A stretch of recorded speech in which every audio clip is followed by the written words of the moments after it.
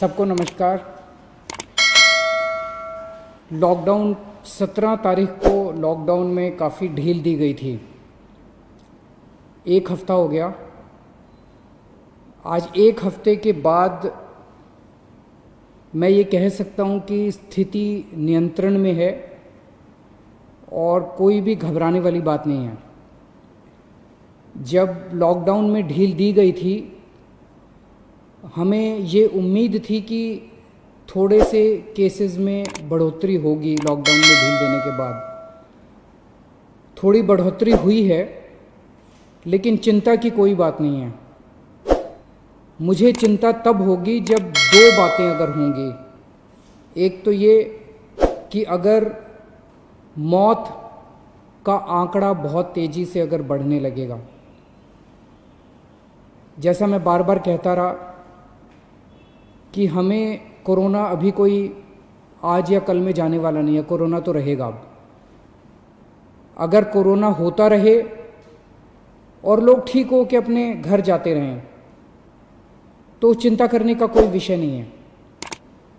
तो एक तो ये कि मौत नहीं होनी चाहिए ज़्यादा। मौत के आंकड़े को हम कोशिश करके सबको बचा सकें, सब मौत के आंकड़े को कम से कम रख सकें। और दूसरा ये कि जो केसेस हो रहे हैं वो इतने गंभीर केस ना हों कि हमारा अस्पतालों का पूरा सिस्टम बैठ जाए, कोलैप्स कर जाए। अगर हमारे अस्पताल इतने मरीज आने लग गए, इतने मरीज आने लग गए कि हमारा अस्पताल बैठ जाएंगे, हमारे मान लीजिए बेड्स नहीं मिलेंगे, वेंटिलेटर नहीं मिलेंगे, ऑक्सीजन नहीं मिलेगी, अगर ऐसी स्थिति हो जाएगी तब चिंता का विषय होगा। कल तक दिल्ली में 13,418 केस थे टोटल। अभी तक पॉजिटिव केस 13,418 आए। इनमें से 6,540 ठीक हो गए और 6,617 अभी बीमार हैं। तो लगभग जितने ठीक हुए उतने ही बीमार हैं। लगभग 6,500 ठीक हो गए, 6,500 अभी बीमार हैं। मोटा मोटा 261 लोगों की मौत हो गई। आपके सामने मैं रखना चाहता हूं कि आज दिल्ली में अपने अस्पतालों का क्या स्टेटस है, जो कोरोना के अस्पताल हैं। कोरोना के जो सरकारी अस्पताल हैं उनमें 3,829 बेड हैं टोटल। सरकारी अस्पतालों में 3,829 बेड हैं, जिनमें 3,164 बेड्स में ऑक्सीजन अवेलेबल है। मैं बार बार ऑक्सीजन इसलिए बोल रहा हूं क्योंकि कोरोना की कोई दवाई नहीं है। जिस पेशेंट को कोरोना हो जाता है उसको एक तो ऑक्सीजन की कमी हो जाती है और दूसरा उस ऑक्सीजन की कमी की वजह से उसकी सांसें तेज हो जाती हैं, रेस्पिरेशन रेट बढ़ जाता है, तो उसको ऑक्सीजन देनी पड़ती है। ऑक्सीजन सबसे क्रिटिकल है उस ऐसे पेशेंट के लिए, कोरोना के पेशेंट के लिए। जो सीवियर पेशेंट होते हैं कोरोना के, जो मामूली सिम्टम्स होते हैं उनको नहीं, जो सीवियर पेशेंट होते हैं कोरोना के, उनको ऑक्सीजन देने की ज़रूरत पड़ती है। 3,829 बेड सरकारी सिस्टम में हैं, उनमें से 3,164 बेड्स पे ऑक्सीजन है। 3,829 में से केवल 1,478 बेड अभी ऑक्यूपाइड हैं। मोटे मोटे तौर पे अगर मैं कहूं तो 4,000 बेड हैं, जिसमें से 1,500 बेड्स ऑक्यूपाइड हैं। 2,500 बेड्स अभी खाली हैं सरकार में। 1,500 बेड्स ऑक्यूपाइड है, 2,500 बेड अभी खाली हैं। सरकार के पास 250 वेंटिलेटर हैं, उनमें से केवल 11 वेंटिलेटर अभी यूज हो रहे हैं। लगभग 240 वेंटिलेटर खाली हैं।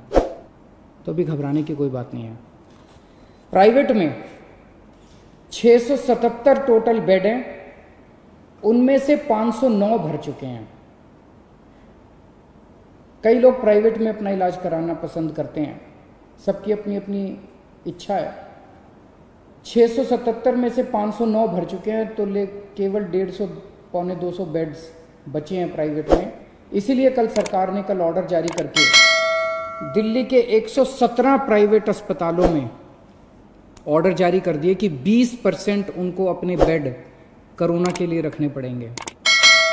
तो इससे प्राइवेट सेक्टर के अंदर जो प्राइवेट अस्पताल है उनके अंदर लगभग 2000 नए बेड्स आज से अवेलेबल हो गए हैं। अभी तक 677 बेड थे, अब 2000 एक्स्ट्रा बेड प्राइवेट सेक्टर में अवेलेबल है। तो प्राइवेट में अगर कोई अपना इलाज कराना चाहता है, ज़रूरी नहीं है जैसा मैंने कहा कि सरकार में 2500 बेड खाली हैं, लेकिन अगर फिर भी कोई अपना प्राइवेट में इलाज कराना चाहता है तो आज से 2000 और बेड प्राइवेट सेक्टर के अंदर अवेलेबल हो जाएंगे। आज प्राइवेट सेक्टर के अंदर 72 वेंटिलेटर अवेलेबल हैं, जिसमें से केवल 15 वेंटिलेटर यूज़ हो रहे हैं। तो मोटे मोटे तौर पे आज की डेट में प्राइवेट और सरकार मिला के 4500 बेड्स हैं, जिसमें से लगभग 2000 बेड्स इस्तेमाल हो रहे हैं, 2500 बेड्स अभी भी खाली हैं। आपकी जानकारी के लिए बता दूं कि मोस्टली केस जो कोरोना के अभी आ रहे हैं वो माइल्ड हैं, थोड़ा सा बुखार है, थोड़ी सी खांसी है, या कईयों को तो कुछ भी नहीं है, पता ही नहीं चलता उनको कि कोरोना है। वो तो टेस्ट करा तो पता चला कि कोरोना है, कोई सिम्टम नहीं है। अधिकतर केस ऐसे आ रहे हैं जिनको फिर अस्पताल में एडमिट करने की ज़रूरत नहीं होती, उनको हम घर पे ही रखते हैं। और मेरी एक टीम है जो डेली उन लोगों से घर पे बातचीत करती रहती है, उनके परिवार के लोगों से बातचीत करती रहती है, उनको सलाह देती रहती है। ये नज़र रखते रहते हैं हम लोग कि कहीं अगर वो बढ़ गया उनका कोरोना तो उनको फिर अस्पताल में शिफ्ट कर देंगे। जैसे आज दिल्ली के अंदर 3314 लोगों का घर पे इलाज चल रहा है, लगभग 2000 लोगों का अस्पताल में इलाज चल रहा है और 3314 लोगों का घर पे इलाज चल रहा है। जैसे मैंने बताया कि हमने प्राइवेट में कल ऑर्डर कर दिए 117 अस्पतालों के अंदर, अब 20% कैपेसिटी उनकी, 20% बेड कोरोना के लिए होंगे। इसी तरह से अगले 3-4 दिन के अंदर हम जीटीबी हॉस्पिटल को तैयार कर रहे हैं। जीटीबी हॉस्पिटल के 1500 बेड्स, सबको ऑक्सीजन बेड्स बना रहे हैं, और जीटीबी हॉस्पिटल के 1500 और बेड्स हमारे कोरोना के लिए तैयार हो जाएंगे। तो मैंने बताया आपको कि लगभग 4000 बेड आज सरकार में ऑलरेडी कोरोना के हैं, 1500 और हो जाएंगे, तो 5500 बेड सरकार में पूरी तरह से कोरोना के लिए डेडिकेट हो जाएंगे।